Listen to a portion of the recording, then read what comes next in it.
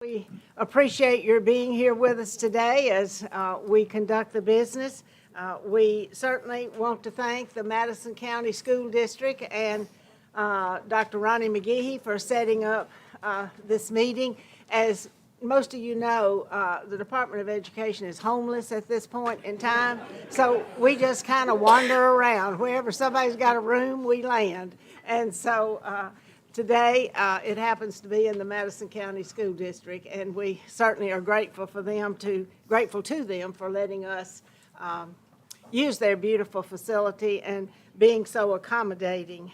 Our first item is to have our invocation and our Pledge of Allegiance. Mr. Miller is going to lead our pledge, and Mr. East is going to lead our invocation, so we would ask that you stand, please.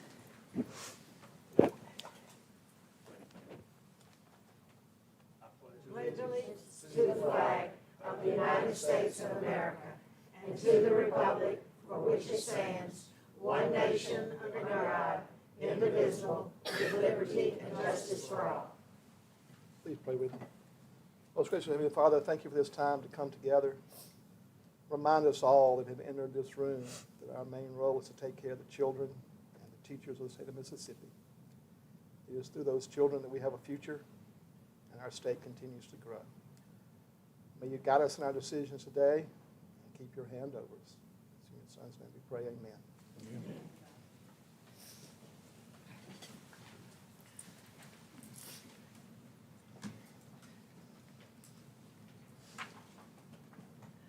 We do have a quorum. Our whole board is here this morning. For those of you, I didn't introduce myself. I'm Rosemary Altman, and we are happy to have all of our board members back in place.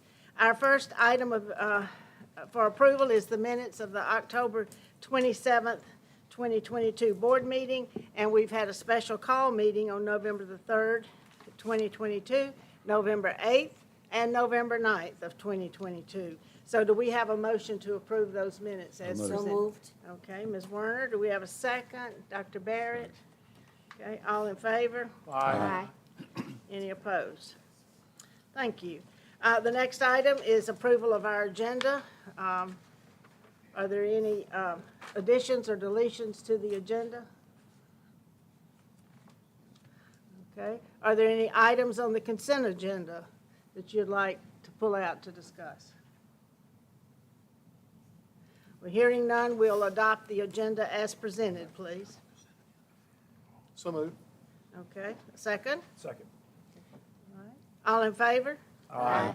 Any opposed?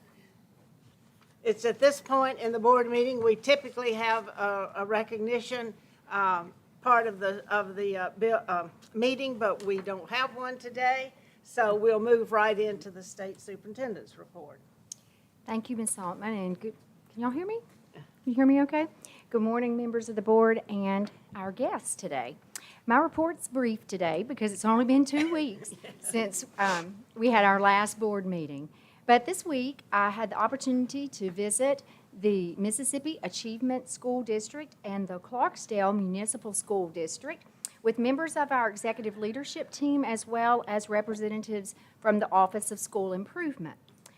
These interviews are part of our continuous improvement system of support that I shared with you last month at the board meeting as we work with our districts that aren't where they need to be yet or have had a history of underperformance. Next week, we will be going on Monday to Emmett County and Wilkinson County to visit.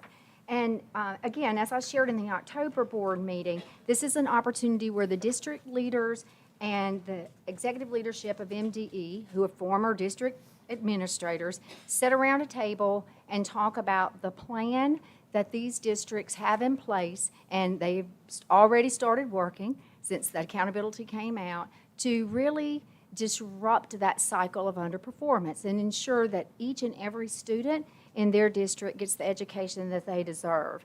After Thanksgiving, we will be assigning a continuous improvement strategist, again, a seasoned administrator who will walk alongside those district leadership teams. They'll be on site or virtual every 2 weeks, engaging in conversations about the plan that is being shared with our team, and then how they're getting traction on that plan, looking at outcomes, and then asking those questions that will help ensure positive outcomes for the boys and girls that we serve. Also, this month, our program offices here at the department will be having an instructional audit. We're just looking at those teaching and learning, Dr. Pulley, those teaching and learning indicators right now, that as we focus on ELA and math to turn around that trajectory of performance. Yesterday, Holly Spivey and I really got our day kicked off to a great start because we had the opportunity to visit Barack Obama Magnet School here in the Jackson metro area. That particular school is rated the number one elementary school in the state, and it's a model of high expectations. It's consistently been high performing. And the little ones there, they were so engaged in everything that was going on, and they are really proud of themselves and their school. They were learning Spanish. We were in a kindergarten classroom, and I'm certainly glad that I knew at least how to count to 10 in Spanish because they were giving me a test. I think I passed. That was touch and go for a moment, but it worked out well because they were just so excited. They were engaged in a read aloud and their language. They were just so excited. You could see it in the twinkle of their eyes and the smile on their face. And of course, those generous high fives and hugs that they were giving out. But it's a great way to start the day. Just like today, Dr. McGehee and Ms. Seals and the team shared with us the great work that's going on in the pre-K program here and in the Bridge program. So I guess I say all that to say getting in a school where the magic happens every day is so important. Over the past 2 weeks, we've also, as a team and myself, have had an opportunity to participate in 3 other meetings and special events that I'll share with you. One was yesterday. I had the opportunity to speak with the MAP, Mississippi Action for Progress, Head Start leaders from across the state. And it was just really encouraging to see so many people in the same room. There were school superintendents there, as well as Head Start directors, all focused on one thing: how do we get better at serving our youngest children? That's really important because our kindergarten readiness pre-assessment report and our pre-kindergarten assessment report, Melissa Beck's been working on so hard, is being released this week, and we still have work to do. We have 34.8% of our students that aren't at the benchmark of readiness yet. So our great kindergarten teachers and pre-K teachers and paraprofessionals will be working, I have no doubt, to ensure that those gaps are bridged and closed for our students. But it does underscore the importance of having high-quality early childhood programs, not just in some districts, but in all of our districts across the state. And you noticed, Board, I'm sure, the item that will come up later today for your consideration, which will allow us to expand our state-invested pre-K programs. This is a new allocation from the legislature to 11 more districts. Listen to this, with 50 more classrooms with the opportunity to reach 1,000 more 4-year-olds this year. So that's pretty exciting.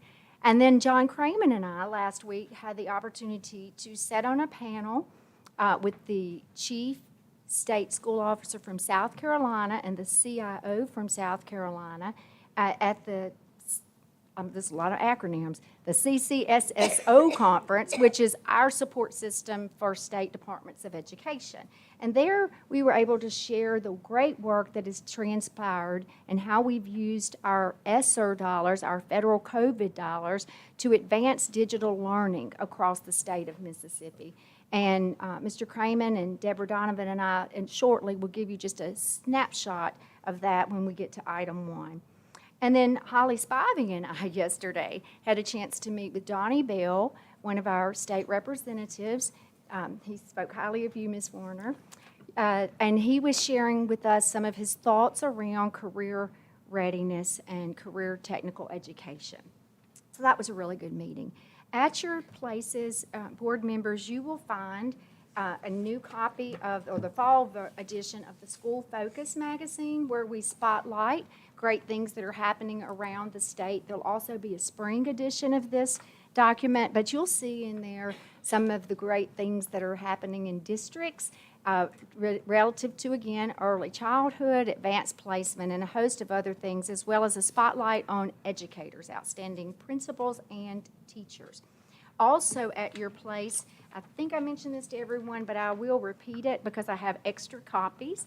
We were able to tour the Bridge Market today here in Madison, and they do have a catalog of things that the transition students, beautiful products that they are creating and then selling. They have a little business. So that's investing and pouring back into our students if you are interested in that.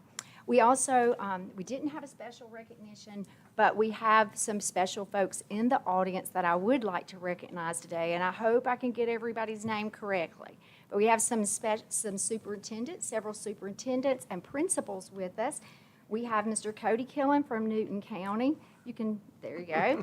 We have Tanika Highland from Vicksburg Warren, and Chris Chisholm from Pearl, Superintendent Chisholm. We have at least two, I think I've seen, of our state school superintendents, Dr. Stinson and Dr. Hirsch. Y'all can wave too. Okay, and let's see, I think we have, of course, our host, Ms. Seals, and a whole group of Madison folks in here, right? Yes, and school board member. And then I thought I saw Dr. Barron sneak in from Yazoo County. In the back corner back there. In the back corner, and I see Dr. Pulley right in front of us, that one of our leading Tunica, making great things happen there. I hope I didn't miss anyone, any of our teachers, educators, and of course our great partners that are here. But thank you for being here, and Ms. Altman, that concludes my report. Thank you very much. Yes, ma'am. The last 2 weeks, the board and I have spent a lot of time together. We have been interviewing candidates for the state superintendent position, and we are about to get to the end of that, although it won't conclude till later this month. But we spent one day watching videos of the applicants that made it to the final stage, and then the last 2 days we have spent in-person interviews. So if we look a little bedraggled this morning, it's because we have spent a lot of hours going through asking questions. But we feel good about the future. We feel good about the prospects, and we will be bringing a report on that later on in the month. Excuse me. We are ready for our student representatives. Micah Hill from Laurel is not able to be with us today, but we do have one from Charlie Fruget, who is our junior representative. And for those of you who may not know, Charlie is spending some time in Washington, and so he sends his reports via video for us until he joins us back. Charlie is from Oxford High School. Hello, Board of Education. Hello, Board of Education. I hope everyone's having a great month. I know you're all ready for the Egg Bowl coming up in a few weeks. Thankfully, I'll be back in Oxford for Thanksgiving break, and I can't wait to watch the Rebs hopefully take home the Golden Egg this year. We'll see how that one turns out. We'll see how that one turns out. I want to start off by saying I very much enjoyed Micah's report last Believe it or night. not, I do watch the meetings. I loved Micah's school district's work on the ACT I prep. also liked how she touched on resiliency. Resiliency is one of our tenets. Resiliency is one of our tenets as a Portrait graduate at Oxford. Huge in being successful in life after high So, school. Micah, great job. Great job with your last report, and good luck with your pageant. I know you'll kill We it. had some pretty big at national education news in the past The month. Department of Education. The Department of Education released the National Assessment of Educational Progress They showed results, serious and they show serious COVID-related The losses. mathematics scores. The mathematics scores tested in both 4th and 8th grade had the largest decline since the test began in 1990. Reading declined in both grades. Reading declined in both grades as well. Nearly 450 450,000 students and nearly 11,000 schools take the test. The average reading scores in 2022 decreased by 3 points from pre-pandemic levels. The fourth grade math scores decreased by 5 points, and the 8th grade math scores decreased by 8 points. Generally, when a decline takes place, the Department of Education will caution the public from attributing the loss to one specific cause. However, the department has acknowledged that the root of these losses is the COVID-19 pandemic.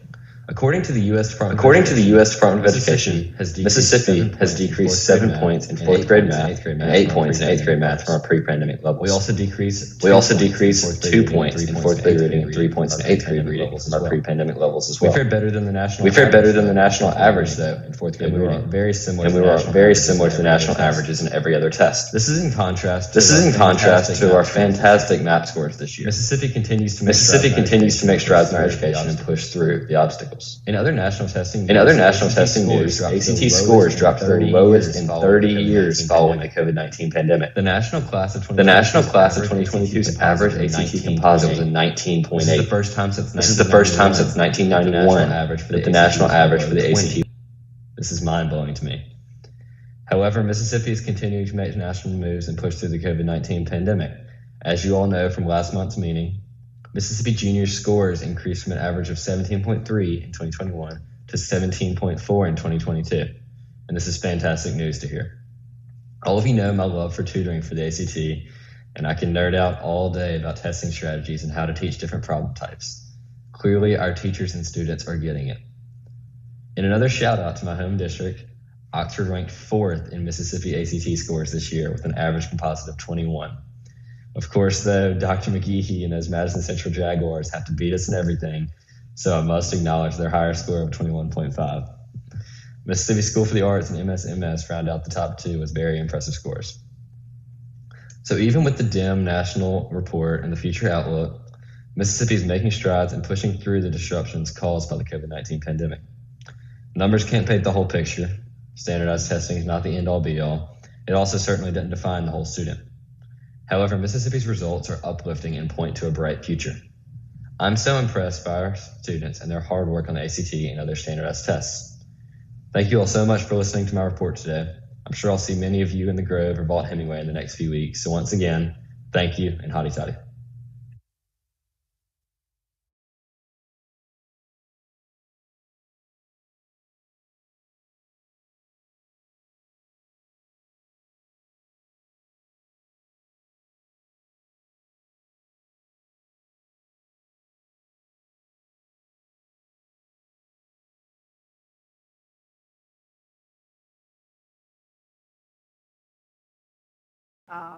They're not hesitant to bring their concerns and their needs to the board, and they have great rapport with their students, their fellow students, and we love having them. So they're both outstanding young people and went through a rigorous process to be able to serve on the board.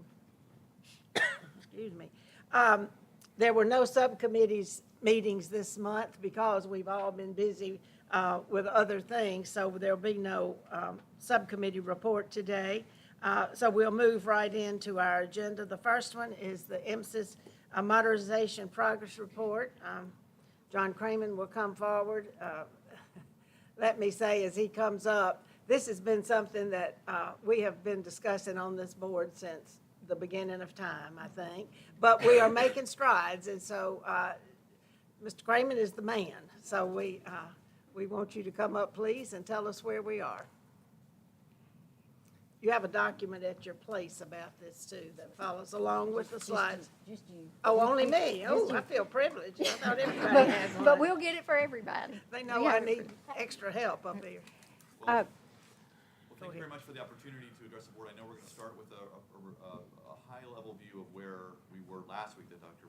Benson mentioned a moment ago at the CCSSO APF, whatever it was. We don't know, Well- so just move on. The policy forum. Policy forum. There we go. And I do know that, Ms. Benton, you mentioned that Ms. Altman, that you were bedraggled, I think was the word from it. So a deep technical discussion of MSIS 2.0, I think will be the perfect remedy to that. We're already glazed over. We will be glazed over after that. I'll see how far we can glaze you all over that. All right. So we'll begin then. Yep. And so, as I shared in my remarks, John and I did have the opportunity to sit alongside South Carolina and share the Mississippi story in terms of digital learning and the Mississippi Connects project. When you think about our vision, I know we look at this all the time, and sometimes it's just ingrained in us, but it certainly encapsulates what we want for our students to have that world-class education that prepares them for college, the workforce, and everything they can dream of now and in the future. And to do that, we know in the world we live in, you've got to understand technology. You've got to be able to access those digital learning tools, not just our students, but our teachers. So with that, we've stayed anchored, COVID or not COVID, on these 6 goals. And the words in bold there were never more important than with the entry of COVID-19. If we're going to reach all of our students and every student and meet the needs of every teacher in every school and every district, we can't just sit around and wait. And so the department, the board, the state legislature, our federal government, everybody came in together and poured resources. But the question for Mississippi was, how do we maintain the progress of closing gaps and be a leader in the nation in terms of NAEP, in terms of moving from 50th to 35? How do we keep doing that in the face of COVID? And in came what, Mr. Grayman? Right, so Mississippi Connects. Mississippi Connects. Mississippi Connects. Obviously, the challenge we had was how to help the schools, the teachers, the students continue to learn through COVID, whether they were in school or at home, and knowing that over time that would fluctuate, certainly. So initially, we closed the schools down, schools began to return, but new disruptions emerged as cases flared or as other conditions left students to go back home again for some period of time. But we were thinking about mostly what do we need to do to help this process, what was possible. We had also then a vision for where we could go that we eventually delivered. Can I borrow this real quick? That we turned over to the districts in April, the guidance document, which was our blueprint for how we could begin to break down the problem and solve problems in a reasonable sequence. That informed, additionally, then legislative desires to both help the schools, but to continue the progress that we were making leading into the COVID pandemic. And that led to a $200 million investment from the legislature that we had to deliver for all schools, but we had to do it by December when the money would be swept and returned. Dr. Benton mentioned that she and I got to speak at the annual policy forum, but really it wasn't just the OTSS. There was every member of the executive leadership team was engaged in our response to COVID and how we began to approach this. One, we wanted to move quickly. We wanted to be very intentional. We wanted to be innovative, and we wanted to really solve problems, but it really did involve all of us, not just OTSS. And so from the engagement with the academic office about how to engage the teachers, thinking about the government relations and how we work with the legislature, Dr. Gavin and I were arm in arm working on how we delivered funding, and then we're able to support the reimbursements for this. But really was the whole organization coming together to make sure that this was a success. Nothing would have been possible without all of us pulling together through the leadership team. So I know that we will have an annual report coming out soon, which will have a lot of the numerical details about different phases of this project. But Dr. Benton and I talked with South Carolina and then at the policy forum about this vision where we are. And we are not a one and done. This was not an isolated project, but this really was complicated, but really conscientiously thinking about how this process would move forward and how these devices initially in 2020 would become the foundation for work that would include academics, and ultimately return back to the conversation that's now underway about whether we pursue a refresh or how we continue the investments and the growth in our digital learning program. So again, we've talked about this before, but we went from 23 to all districts 1-to-1 within a few short months. It was a lot of hard work, but it was necessary to begin the next phase of the project, which I'll turn this back over to Dr. Benton. Okay. And we're just going to kind of walk around the cycle here that we have. But so with devices in hand, then becomes the question, now what? And we knew you couldn't just put a device out in front of children and teachers and expect them to know intuitively what to do in the face of the challenges we faced at that moment. So we, as a department, took some of those resources and used them to employ digital learning coaches. Melissa Banks and John Craman and team worked really hard to make sure that that has been very well organized and structured. He held up 2 documents that provide the framework on which those services are built and delivered. We have 22 coaches here in our state now serving 41 districts in 70 schools. And you might think, well, let me do the math on that. There are a lot more schools than 70.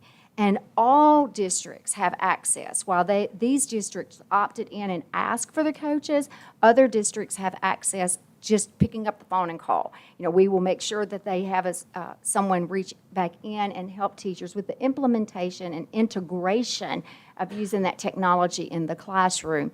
Also, we have rolled out statewide training that's available to all teachers. In addition, on the next slide, we have used and been good stewards of our dollars, our ESSER dollars, our COVID dollars, and you voted on those back in the spring it's really an array of services to support and undergird the digital devices. What can we do with them? We have our digital high-quality instructional material, and we have about 2/3 of our districts in the state that opted in to use that. It's science, math, social studies, English language arts. Our online tutoring, we have almost every district in the state utilizing the on-demand tutoring. And that is something to really celebrate because that means our students are having that direct support and their families. And our teachers as well are using that. I know, Mr. East, your district is one of the leaders I see when we look at our reports. By the way, we are gathering and collecting data, metrics on how we are using these resources so that we are positioning ourselves for sustainability.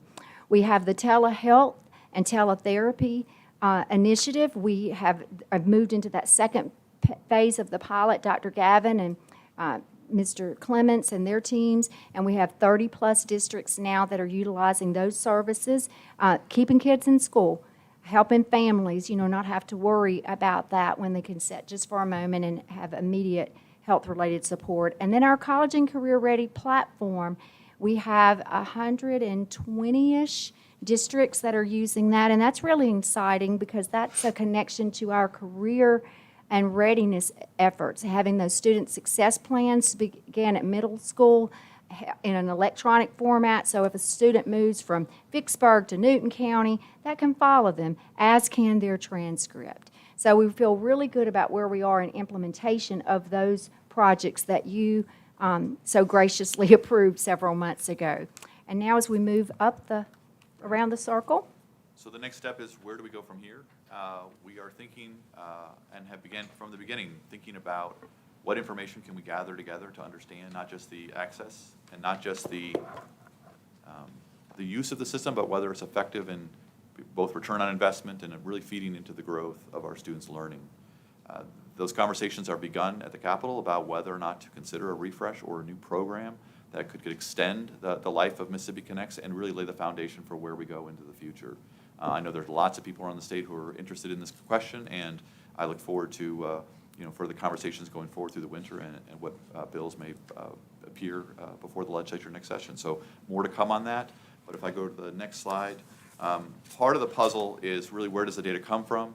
We have been working very aggressively with Bright Bites. It's an organization that's been helping us think about surveying our administrators, teachers, parents, and students about their view of and use of this technology and how it informs their thoughts and perspective and growth in their student learning. But also then the data from the devices themselves, whether we know how the devices are being used, who's using them, what time of day are they using them, how much are they using them, where are they going, and whether they're going to those very platforms that Dr. Benton mentioned a moment ago. And does that tell us anything about what's working and what really is of highest value and greatest contributor to our student success, and how does that then inform, of course, legislation and funding for the next phase of this work? But we're very excited about what 2023 brings. That is not the only thing we've been working on. There are a couple other major ESSER-funded strategies that we are pursuing. One of them we've talked about, which could become its own presentation, its own 45-minute discussion with the board about our new licensure system, which is coming online this winter. I know Dr. McGee and I have had lots of conversations about what that system can do and where it can really begin providing solutions to the problems that our schools are facing around finding qualified teachers. And let me comment there. I'm very excited about those possibilities. I'm sure Dr. Vanderford and Dr. Murphy will be more than happy to bring more information about that throughout the winter and into next year. Also, school safety. School safety is on the minds of every parent who sends their child off to school every day. Working with our school safety office, Dr. Vanderford has been leading that effort to help bring better quality information and access to information in a timely manner to assist schools as well as local safety officials to help keep our schools, our students, safe as possible. But because we wanted to see how glazed over we can get our eyes this morning, I do want to spend a little bit of time with the board here around MSIS 2.0. I'm grateful to be joined this time, not last time I got to talk to you all, but this time by Deborah Donovan, who is a critical member of the OTSS family and is our lead on this project. And so she's allowed me to make a few comments before she dives into the project. So I'm going to see if I can really introduce you all to why we got here. And Ms. Altman mentioned we've been talking for years and years and years. And long before I arrived here in 2018, this was a topic of conversation. So what is MSIS? MSIS is the Mississippi Student Information System. It has lots of information at the student level about our students from all of our districts. It was designed over 2 decades ago to assist with the top priorities of the state at the time, including our state and federal reporting, but also accreditation and our school funding formula. So that's what the system was designed for 20 years ago. And as you think about data that are in the system, there's a lot of things that the schools send to us about our students, about our teachers, about our schools, about our programs. And there's a lot of reports that this board has reviewed that we've talked about a lot. And the challenges, if we go to the next slide, there are a lot of challenges that MSIS has had over the last 20 years. Part of it is about the difficulty of adapting to new questions and new reforms and new ideas that have emerged in the last 20 years. The system has become increasingly bogged down by the heavy burden of the technology we've been using for 20 years. That was novel and interesting at the time, but is now well past its shelf life and is in need of refreshing. But it is also thinking about kind of what does the experience of the schools look like and what does the experience of other users look like. MSIS 1.0 is very complicated. You need very, very specific trained people to engage with that platform. We, in MSIS 2.0, want to think about democratizing access to MSIS and the use of the information that's there, so it needs to be very simple and intuitive. MSIS currently relies on a lot of manual entry, but also periodic reports every month or maybe even once a year data comes into MSIS 1.0. We want that information to be exchanged on a daily basis. We do not want to wait for information. We do not want the system to tell us what happened a year ago, but what's happening now, this week, what's going on with our kids today, that we can begin to make more informed decisions. So a lot of that means really about getting schools and their systems to talk directly to the state and our system. So how do the systems remove the human steps of moving information back and forth and really also make that system much more transparent so the people entering the data and using the data in the schools understand the flow and how the data becomes information for them to make decisions.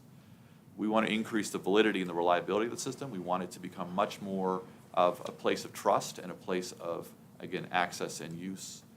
We also want to help districts solve other problems that they have locally, not just in the classroom, but how the data across multiple systems come together to make informed decisions. We've been talking with districts, and Deborah will get more into that, about I have to pull this information here, or I've got to then look at the data that's over there, or I have to request the information from somebody to answer a question that ties together. We want that data integration to occur in a fast, automated way to remove all of those delays, all of that extra man hours that it takes to get answers to questions. And then really, where do we go? So how do we think about the design of the system, the engineering of the system to support other questions that we don't yet know or needs of the future that we can't yet anticipate, but build it in a light and flexible way that can be more adaptive, not become bogged down over the next decade or more, where it becomes more of a burden and less of a resource. So how did we get here? We've talked about 20 years plus with MSIS 1.0. At the beginning of the pandemic, the very week that the pandemic state of emergency was declared, just when we leaped into the MSIS or Mississippi Connects program that we talked about already, we had the first day of the launch of the MSIS 2.0 phase 1, which was the planning. We began that planning in 2020. This was a very quick phone call between me and Deborah Donovan about, guess what, you now own MSIS 2.0. I'm going to go do this Mississippi Connects thing. Good luck. We talked a lot and planned a lot anticipating the procurement to get the vendor in place to begin that project, but Deborah seamlessly slipped into that role and has been instrumental in the success of MSIS 2.0 since that time. I rely on her immensely and trust her deeply, and her success and the success of this project really are because of her talent and her commitment to this project. So we began in 2020 about where we want to go, and then beginning this year, you all approved a contract with WWT, Worldwide Technologies, which is our principal development project. We have Matthew Murphy, our project manager.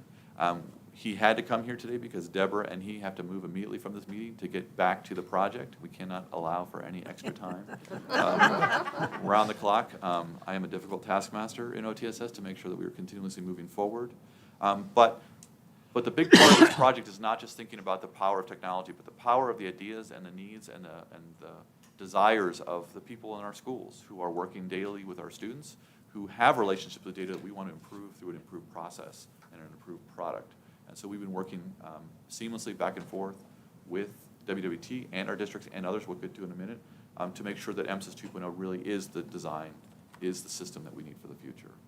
And so with that, let me turn it over to Deborah to tell you what's really going on in the system. Thank you. Just wanted to give you all a bit of a preview of what we've designed thus far, working hand in hand with our districts and our other stakeholders with the system. So you can see a bit of a preview of what the system look and feel is on the screen here. You may not have had the quote-unquote pleasure of interacting with the current MSIS system, but I can tell you it is quite different and really modern. What we're trying to do, again, as Mr. Cramen explained, is create an innovative, user-friendly system. We don't want people to spend all day looking through manuals or picking up the phone to a help desk person to understand what they're supposed to do in our system or how to get the information that they need. So that means that the design of the system needs to be extremely user-friendly and intuitive for the school districts to use. And we want to get them to the work that matters, right? Not struggling with the system, not struggling with getting files in, but getting to the data that they need to make their decisions to support the students. So I'm going to give you an overview of a few reports here, and I know these are tiny, and this is just artificial data, but these are the designs that we've been working through to give you an idea of the type of functionality that districts will have in the new system. Right now, their reports are very static, PDF, line item, tabular, it looks like a bunch of text on a screen when they get these reports out of our current system. What we want them to be able to do is interact with the data in the new system. So this is an example of an assessment dashboard where we have our different assessment types. Across the top, we want districts to be able to filter on this data for any different student groups that they would like to see, or specific schools, specific grade levels, first semester, second semester, all items like that. And then we want them to be able to see their performance over year. So what does my performance this year look like compared to last year? What are my trends? We want them to be able to drill down into some of those metrics that they're seeing on these reports, which takes us to the next slide. This is an example of a drill down report for an assessment area. So this is where we can actually get to individual students to see their progress over time. You see those trend lines over to the right that shows performance levels over time for students, gives us some district and school comparisons. Very similar to some of the information you've seen on the Mississippi Succeeds report card, but this gives the districts the ability to really drill into their specific data and get down to a greater level of detail around that information. Another thing we want to do is remove some of the confusion. We have several programs that have lots of federal rules and regulations and policies and reports and indicators. One of those is our Office of Special Education. Each district receives an annual rating through an annual performance report. We call it an annual determination for those school districts. But it's based off of 14 different indicators that each one of those has myriad data points behind them. And it can be difficult for a district to understand how they receive their determination or how to improve over the next year. So we want to give them easy access to all of that data to be able to drill down again into that data and to understand things like significant disproportionality, where we're looking at specific groups of students and how they relate to others within the school district. And to let districts know where they're seeing an issue before they get that report. Again, right now, our ability to deliver those reports may be months after the school year has closed. They're well into the next school year before they're able to see their performance or what their areas of risk are. So that's what we're really trying to push that back in time for the district so they can see real time, here I am at risk in this area, which also gives them an opportunity to either A, make sure that their data is correct, right? Is this risk a true reflection of what's happening in my district? Do I have a data error, or do I have a programmatic area that I need to address? So that's what we're really looking forward to. And again, this is another detailed view of some of that special education data, so giving us a statewide view for districts to be able to see where they perform in relation to others around them or in their areas. And be able to drill into the detailed data. Like if I want to know, my least restrictive environment for my special education students, which students are making up those categories, what does my data look like compared to the state rates and others around me. So we did not dream of all of this by ourselves here at MDE or OTSS. We have been working diligently with school districts around the state.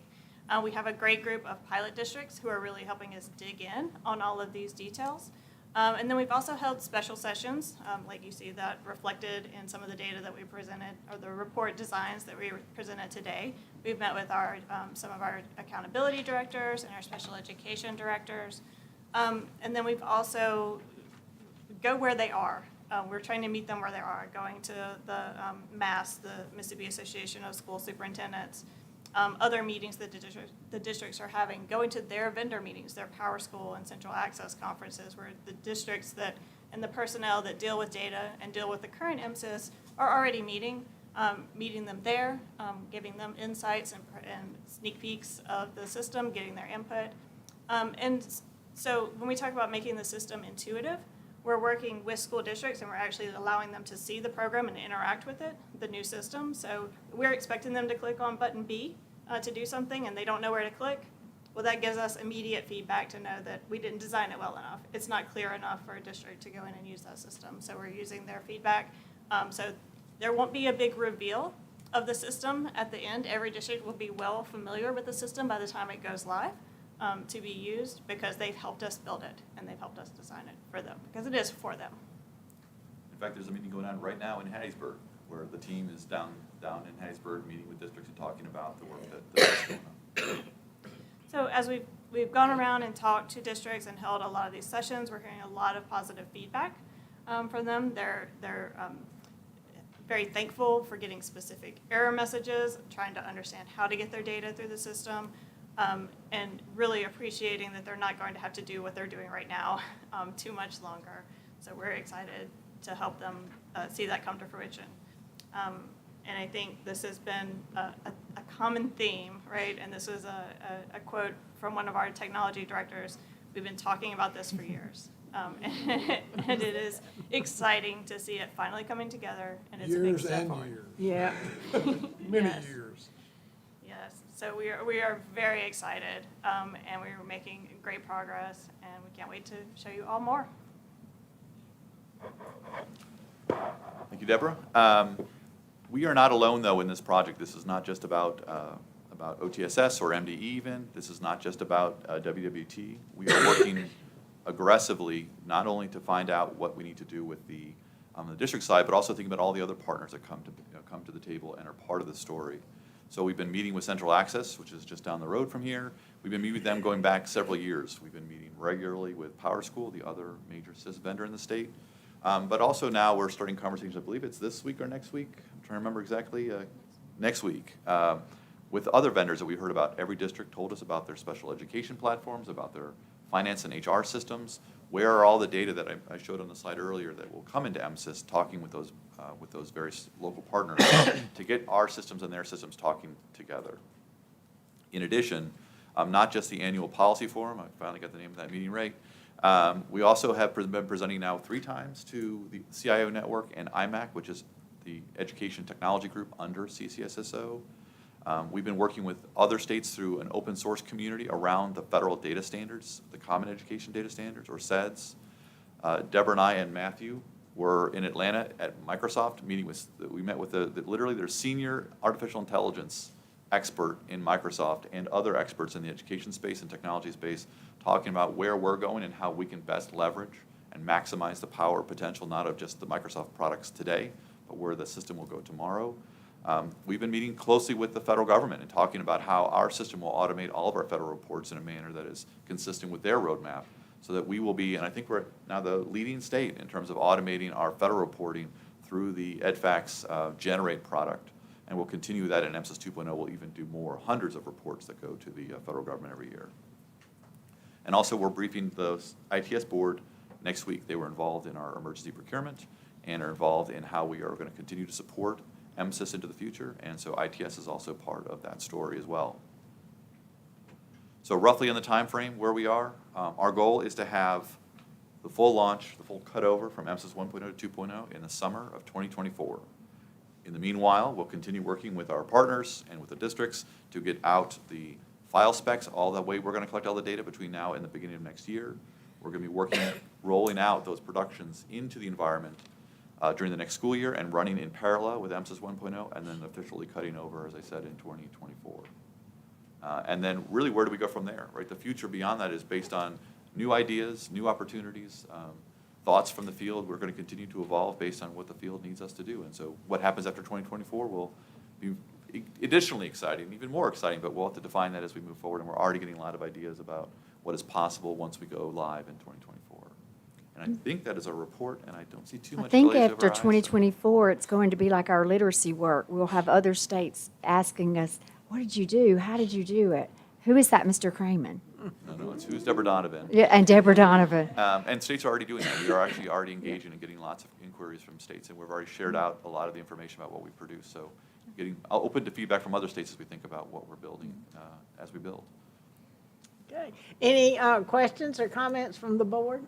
Yeah, I applaud their work, and especially being inclusive with their school districts and taking feedback and input regarding that, because they are the end users and beneficiary of this process. And Mr. East, it looks like we're getting a dashboard. Think about that. How long we've been asking for that? Several years. I applaud those efforts, so thank you for your work and being inclusive. Thank you, sir. Well, this is, like we said, been talked about a long time, and it all came down to money and lack thereof. And we are certainly grateful to the legislature for seeing the need and for addressing that and helping us along the way. I tell you, back to the digital, the devices, it's not a slight number up there that we sent out 390,000 devices in how many months? 5 months. 5 months. That was from ordering them to receiving them, to loading them, to getting them out. And I tell you, it was a little emotional when those trucks left the warehouse and they would say, this one's going to Pascagoula and their X number on that one. This one's going to Lee County and their X number of devices on that one. And as one morning, as I stood down there and watched that, I just could not help but think that this is a game changer for our state, for the children and for each school system. So I thank you for the work you've done. John Cramen was brought here to do this work, and he has been a yeoman at doing it. And most of what he talks about is way over my head. But I have learned what a dashboard is and how to use it a little bit. And so we're grateful for you and Deborah and the others in your shop who have just spent hours and hours. And that the fact that you once again are bringing national attention to Mississippi, and the fact that we're doing good things here. So thank you for that. We look forward to your next presentation. Thank you very much. Thank you for your support. Yes.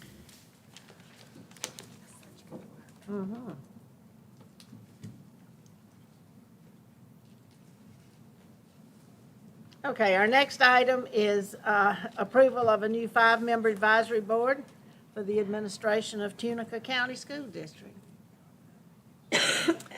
Mr. Kent. Nothing like having a tough act to follow. We know you can do it, though. So, page 1 of your this particular item includes an executive summary. By the way, good morning, everyone. So page 1 is the executive summary of the code section that guides this particular work in the reconstitution of a school district. Specifically, paragraph 4 of 371713. If I could, I'd like for you to turn over to page 2, which has this timeline. And while you're doing that, I want to recognize Dr. Margie Pulley, who is here today, and also Dr. Felicia Gavin over in the corner, who were key partners in helping us shepherd this process along to get us to the point where we are today. If you recall, back in June, we came to you and asked you to give us permission to initiate the process to reconstitute the district. And we talked about how that was a lengthy process. But the first step was to get a new 5-member board in place that would serve as an advisory board. We have sought applications, we have reviewed those applications, we've done some background checks, and we conducted in-person interviews on the 24th and 25th of October, which brings us to today, where we're ready to make the recommendations. I would remind you that that board, should you approve them and they go in place, they will serve the 2023 calendar year in an advisory role. And if you decide that things are going the way they ought to be going, on or before about this time next year, you'll make the decision to ask the governor to lift the state of emergency. And the governor is the one that actually brings the conservatorship to a close. So page 3 has the proposed Tunica County School District Advisory Board members and their biographical information. And Dr. Gavin and Dr. Pulley and I would like to submit them to you for your consideration for approval as the new advisory board for Tunica County.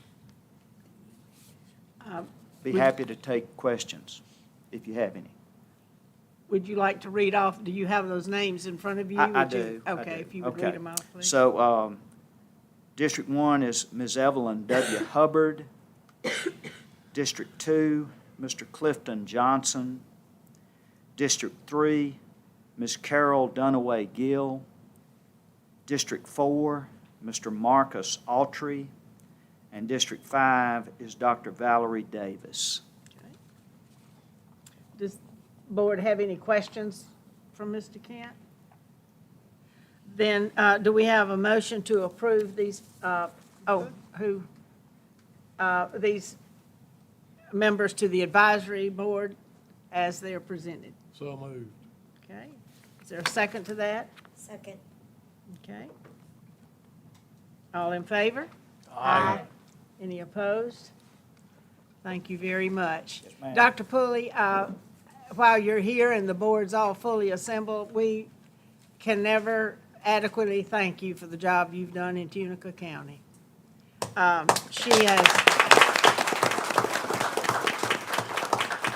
has moved that district light years from where they were, and she is capable, she is tough, she is smart, and she has done a great job up there. If we could just clone you, we would be in great shape. Are you ready to take on your next job?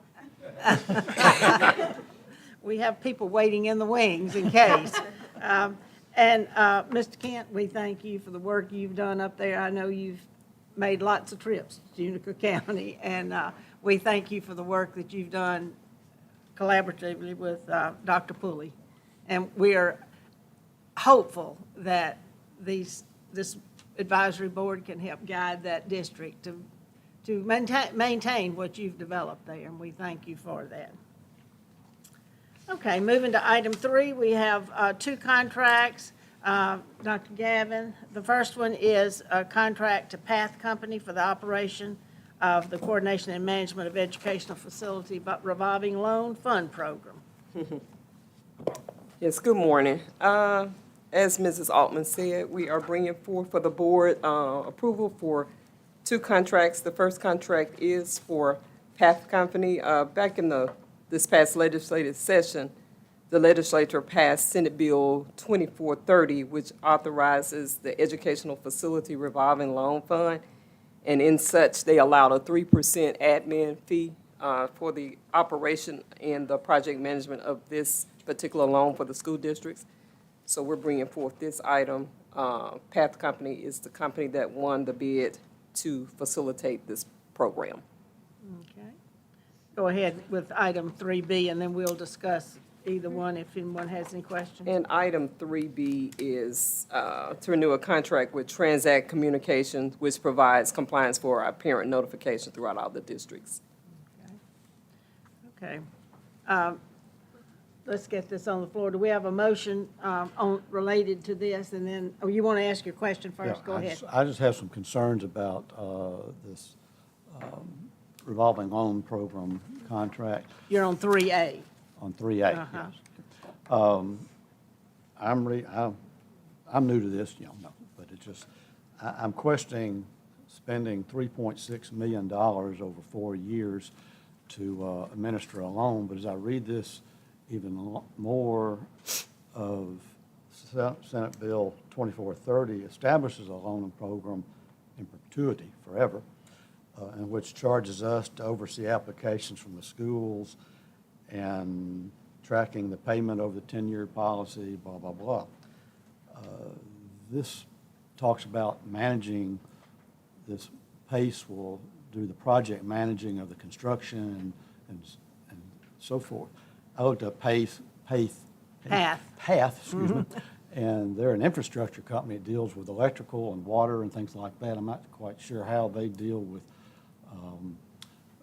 bricks and mortar construction, which is what it's supposed to be about, but more so, how come they're overseeing a loan program, revolving loan program in perpetuity that involves approving contracts or loan applications from the different schools, handling the payment of such, of those loans, 10-year loans, and all the detail that's in the Senate Bill 2430, when they're a construction company? I don't understand, why isn't a finance company or a CPA or something doing this?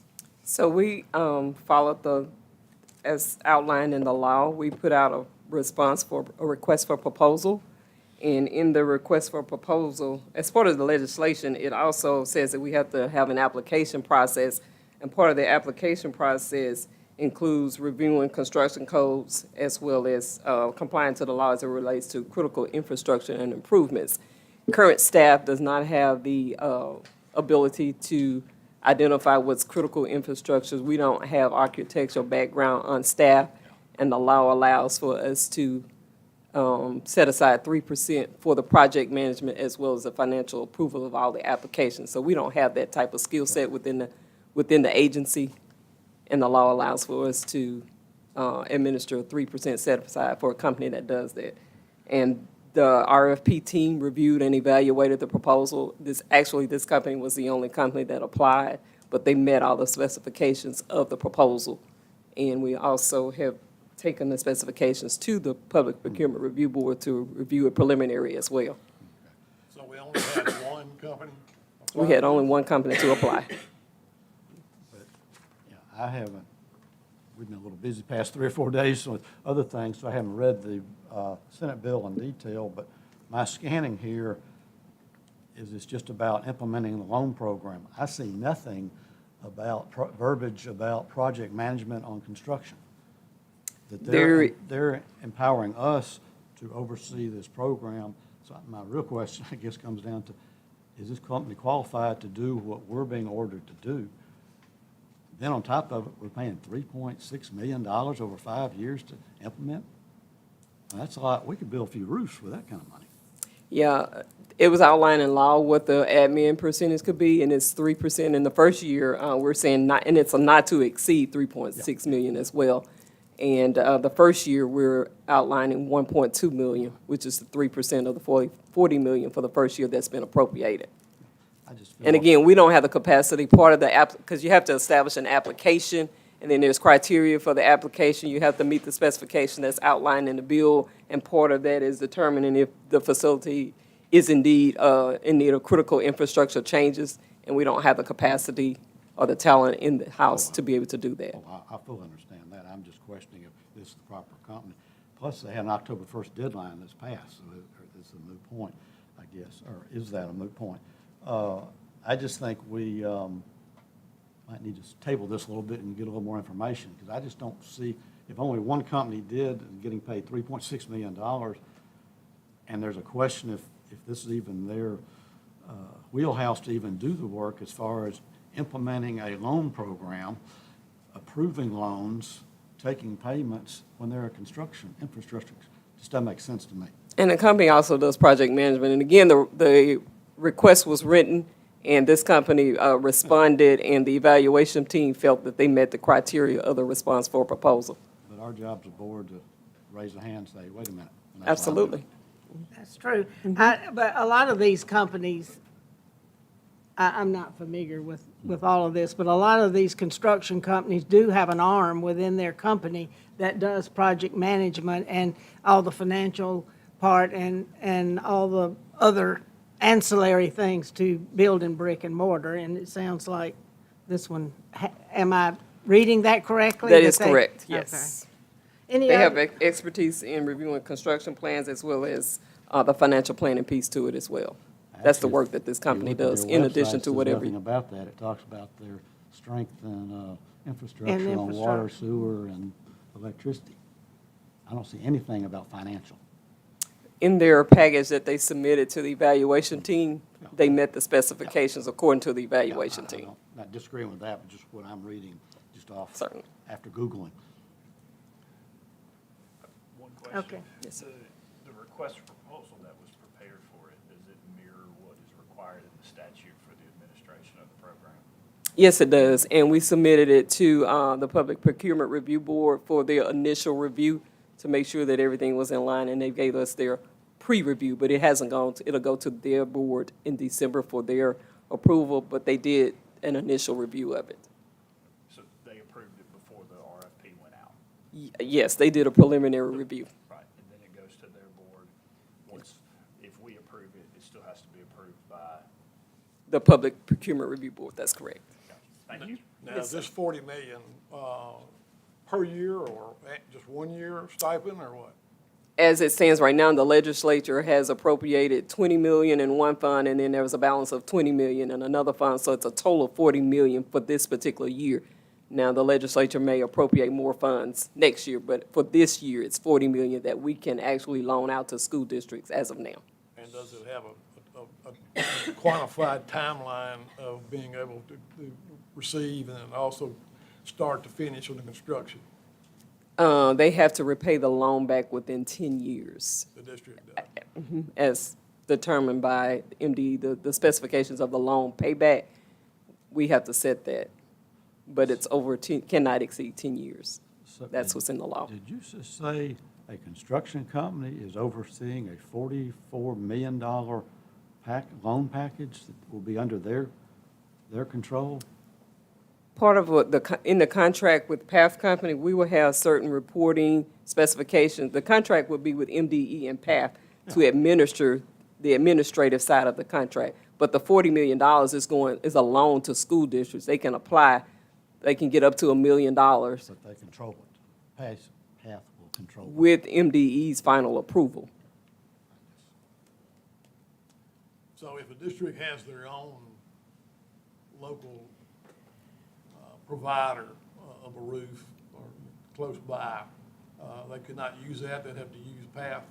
We're not selecting the vendor that does the work. The company is not selecting who will actually do the work.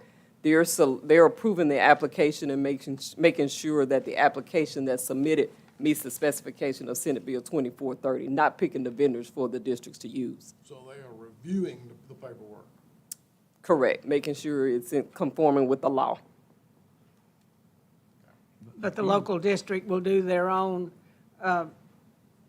bids and their own Yes, selection of the contractor. That's Or correct. the builder or whatever they Yes. choose to do. But again, yes, this company is only doing the project management piece of it, not selecting vendors and making sure, again, that all the application and everything that meets the specification as outlined in the law. But again, Senate Bill 2430 doesn't talk about any of that. It just talks about establishing a loan program. I think Doesn't it, talk about it, administrating Line the construction. 682, line 682 begins the conversation about heating, cooling, ventilation, and architectural standards that this group should be overseeing, and going south, if I'm not mistaken. So it's about, the loan process is, $40 million ain't gonna do much, quite frankly. But at the end of the day, the way I'm reading this is that this group that we're bringing on board can review those, make sure that they're solid architecturally, I'm using the word architectural standard, and then say that their product is ready to go and put that money out there after that review.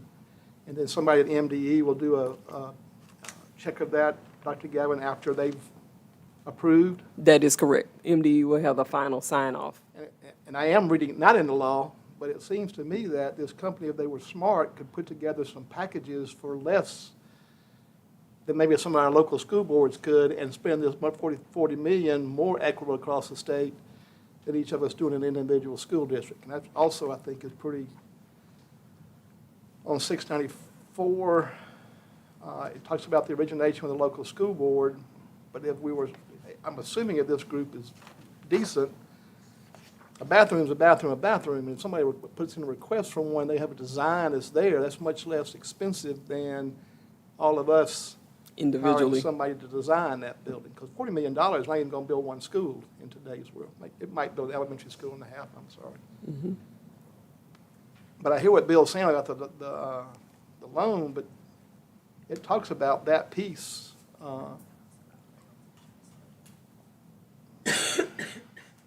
And I believe it's beginning in 682, and then Aaron's pointed out, beginning in line 89 at the top. Yes, So section really, six this sounds like speaks to to me that. it's a construction management position, and they're gonna make sure that the design of the work that the local school district wants is architecturally correct, and then give the dollars for the loan based on the standards that's in the law. Is that, That is correct. That is so it's definitely not like me correct. going to the bank and having to negotiate interest rates, it's already there, right?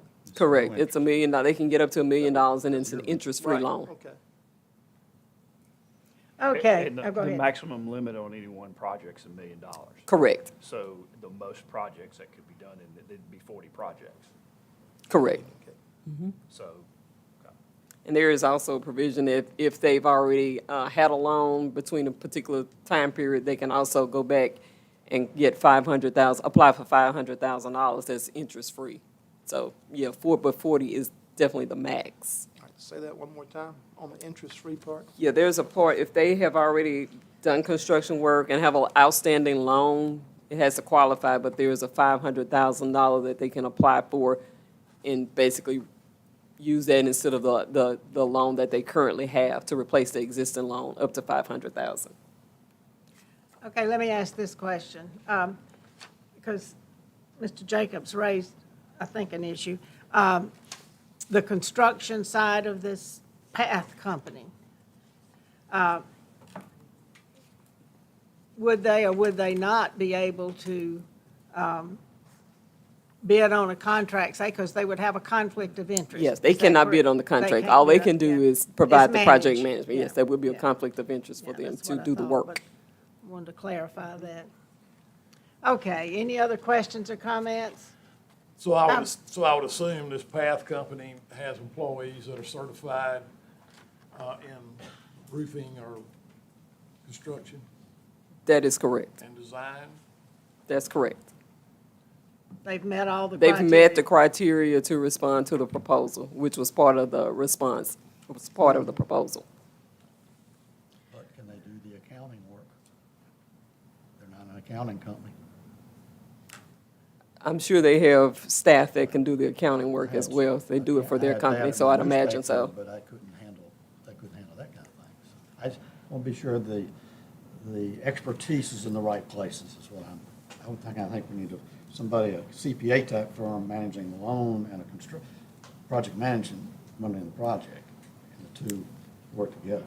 And again, MDE staff, my office, operations, and school financial services will review any payments before they go out. Okay, are there any questions on B? No? Then we'll take these separately if you want to. And typically, we would vote these together, but I'll ask for a motion on 3A to award the contract to Path Company. Do we have a motion for that? So moved. Okay, is there a second? Dr. Barrett? All in favor of this award? Aye. Okay, opposed? Okay, so that is 1, 2, 3, 4. Would be 6, 5 to 2, 6 to 2. How many? Okay. Aye, okay, all right. Okay, the motion carries. 3B is to renew the contract with Transact Communications. Do we have a motion for that one? So moved. Okay. Is there a second? Dr. Barrett? All in favor? Aye. Aye. Any opposed? Okay, motion carries. Item 4 is approval of MDE grants. Yes, item we're bringing forth to the board approval for, Dr. Benton alluded to this earlier, but we're excited to bring forth a grant, a 3-year grant for $15,450,000 for pre-K. These are additional funds that we received this year from the legislature. And this will fund 50 additional classrooms. So moved. All right, we have second? Second. Ms. Werner? All in favor? Aye. Any opposed? Okay, thank you. Item 5, we're moving into the consent agenda, items A through G. Any questions or comments on the consent agenda? Hearing none, I'll entertain a motion that we approve all items A, B, C, D, E, F, and G. G is information, that's right, thank you. A, B, C, D, E, and F. We have a motion, Mr. Miller, do we have a second? Dr. Barrett? All in favor? Aye. Any opposed? And then G is information. This is a report on action of the Commission on School Accreditation concerning district accreditation status. Dr. Vanderford, do you have? No? Okay, any questions? The board have any questions on that? There's nothing to add, she said. Okay. All right. Well, I think we have come to the end of this meeting. We don't have an executive session today. Anyone have a report that you would like to give? Anybody attended any meetings that you'd like to report on?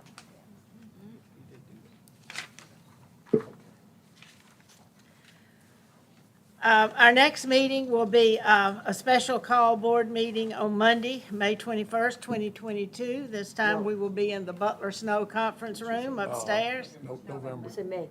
What did I say? May. That was wishful thinking. Your English would say wishful drinking, so be careful. I was reading, looking at, anyway, we're going to meet on Monday, November the 21st. 2022 in the Butler Snow Building in the conference room at Colony Park at 1020 Highland Colony Parkway, on the 14th floor. That's in Ridgeland. We will begin that meeting at 10 o'clock. Don't come in May, come in November. Our next board meeting will be, okay. Do we have a motion to approve that meeting, since it's a special call meeting? Dr. Elam? Do we have a second? Okay. All in favor? Aye. Any opposed? All right, then our December board meeting will be on December 15th, 2022, and that will be at the Mississippi School Boards Association building at 380 Zurich Drive. We'll begin that meeting at 10 o'clock. So we're moving up and down Highland Colony Parkway for the time being. Okay, Anyone else have anything they'd like to say? I'd like to say thanks to the educators that took time out to come see this operation today. I appreciate them taking a little time from the school to see a 50,000-foot view. And I wish you well as you pursue your endeavors inside your buildings. You came to a good meeting, because this is probably one of our shortest board meetings, too. So. All right, do we have a motion to adjourn? So moved. And we have a second to that. All in favor? Aye. Any opposed? All right, thank you all.